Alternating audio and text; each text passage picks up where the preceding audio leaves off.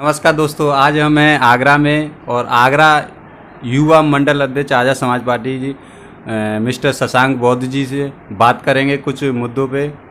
तो सबसे पहले सर स्वागत है आपका। धन्यवाद। जय भीम। तो जो 2022 में जो आप देख रहे हैं वो किस हिसाब से आपकी पार्टी?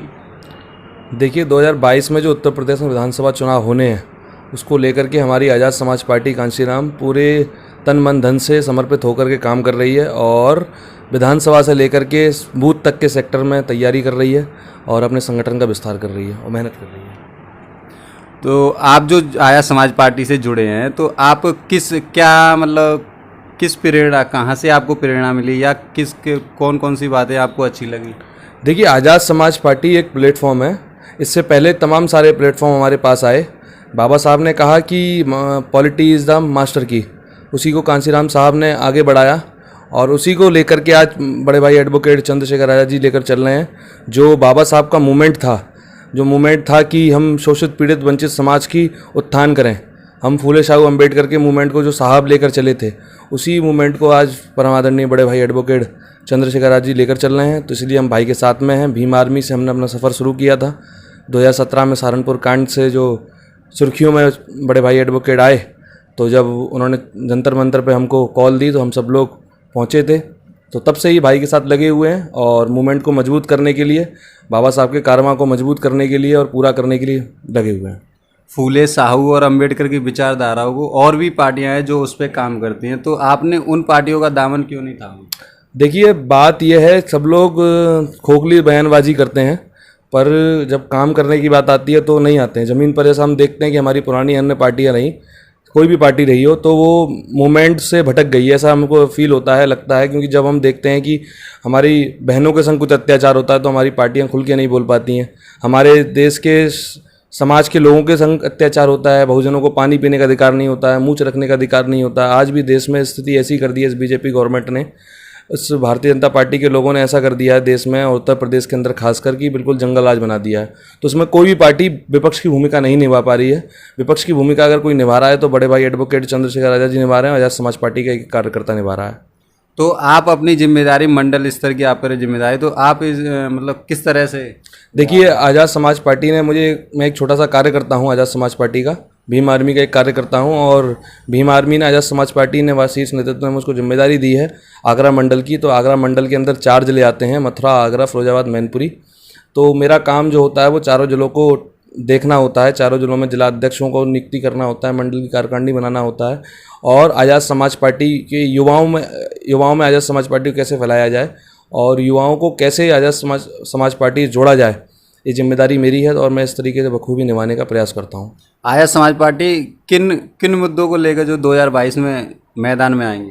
देखिए, आज़ाद समाज पार्टी एक तो सबसे पहले तो भारतीय संविधान को पूर्ण रूप से लागू कराने के लिए मैदान में आने वाली है। उससे पहले हम लोग, जो संविधान हमको अधिकार देता है शिक्षा, स्वास्थ्य, चिकित्सा, सम्मान और रोटी, कपड़ा, मकान, रोजगार, इन सब का जो अधिकार हमको संविधान ने दिया है, पर 70 साल के बाद भी, संविधान लागू होने के बाद भी अभी तक हमको ये नहीं मिल पाया है। तो आज़ाद समाज पार्टी का उद्देश्य यही है कि हम विधानसभा चुनाव में ये अपने इन मुद्दों को लेकर के आएँ और समाज के अंदर हमारे जो अधिकार हैं उनको हम ले, ये हमारा मुख्य उद्देश्य है। यही उद्देश्य से बाकी सारी पार्टियां लेके चलती हैं, तो वो भी यही हैं, लेकिन जब रिजल्ट आने के बाद वो भटक जाती हैं। देखिए, अन्य पार्टियां जैसे भारतीय जनता पार्टी है, जुमलेबाजी पार्टी है, ये जुमला करती हैं।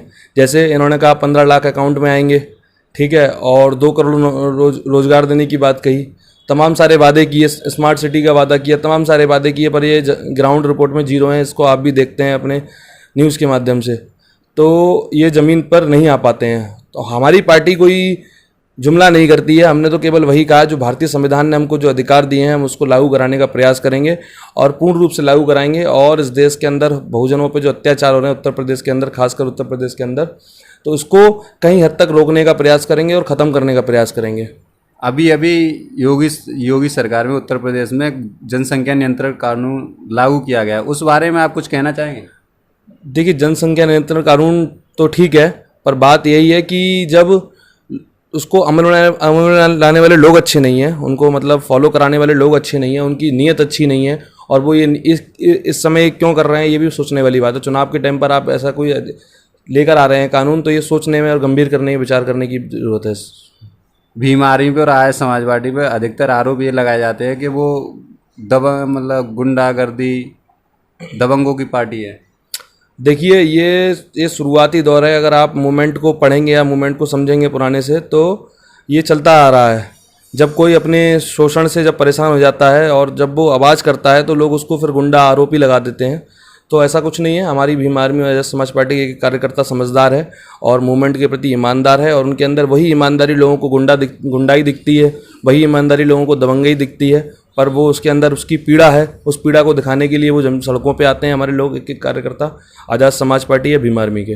तो इस चैनल के माध्यम से यही बता दीजिए आपकी क्वालिफिकेशन क्या है, जिससे कि लोगों को जो देखिए, नहीं ठीक है, वैसे मैं बीटेक इंजीनियर हूँ और मैं अभी नोएडा में जॉब कर रहा था justdial.com में, और मैं उस जॉब को छोड़ करके आया। मेरा कॉलेज प्लेसमेंट था, तो वही छोड़ करके आया। अब समाज के प्रति समर्पित हो गए हैं, हमारे महापुरुषों के आंदोलन में समर्पित हो गए हैं कि बाबा साहब का जो आंदोलन था, माननीय प्रकाशी राम साहब का जो आंदोलन था, उसी आंदोलन के लिए समर्पित हैं अपने आप को, और तैयार कर रहे हैं अपने आप को तैयार करने के बाद समाज को भी तैयार करेंगे, जिससे कि हमारा जो मूवमेंट है वो ख़राब ना हो और मूवमेंट को मजबूती मिल पाए।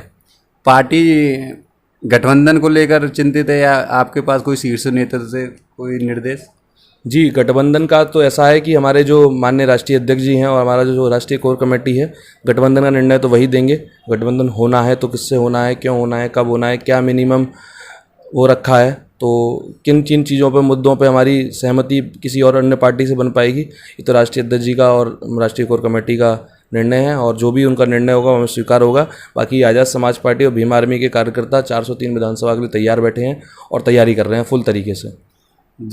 स्टार्टिंग में चंद्रशेखर जी ने ईवीएम को लेकर कई विवादित बयान दिए थे और ईवीएम से स्पष्टीकरण चुनाव नहीं होता, ये भी आरोप लगाए थे। क्या चुनाव से पहले वो इस पर भी कुछ कहना, मतलब इसका विरोध करेंगे ईवीएम का, या ईवीएम से ही चुनाव लगातार होंगे? देखिए, ईवीएम का बात यह है, तो ईवीएम में लोगों बीजेपी ने कितनी घोटालेबाजी की, ये तो जग जाहिर है, इसमें तो कोई छुपा नहीं है। ईवीएम से उन्होंने कितने व्यवस्थाएं ख़राब कर दी, देश के लोकतंत्र को ख़राब करने का प्रयास किया। पर अभी ये आज़ाद समाज पार्टी और भीम आर्मी का पहला चुनाव है, तो अभी हम लोग मैदान में आएंगे और जंग लड़ेंगे इनसे, और इनको ईवीएम में भी गड़बड़ नहीं करने देंगे। इस तरीके से पूरा प्रयास करेंगे और इसके लिए भीम आर्मी जल्दी मजबूत कदम उठाने वाली है।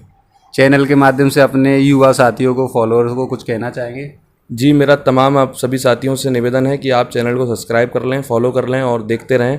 और सभी साथियों से निवेदन है कि सभी लोग वैचारिक बने, सोचने समझने वाले बने, और सोचने समझने के साथ साथ अपने समाज की जो पीड़ा है, समाज का जो दर्द है, उसको समझें, और उस दर्द को कौन लेकर चल रहा है ज़मीन पर, उसको भी देखें।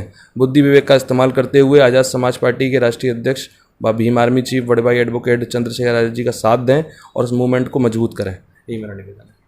नमस्कार, ये थे हमारे शशांक बौद्ध जी, जो कि आगरा से युवा मंडल अध्यक्ष है आज़ाद समाज पार्टी से। तो जो भी बातें हैं आपने सुना है इनको, और ज़्यादा से ज़्यादा वीडियो को शेयर कीजिए, लाइक कीजिए, सब्सक्राइब कीजिए।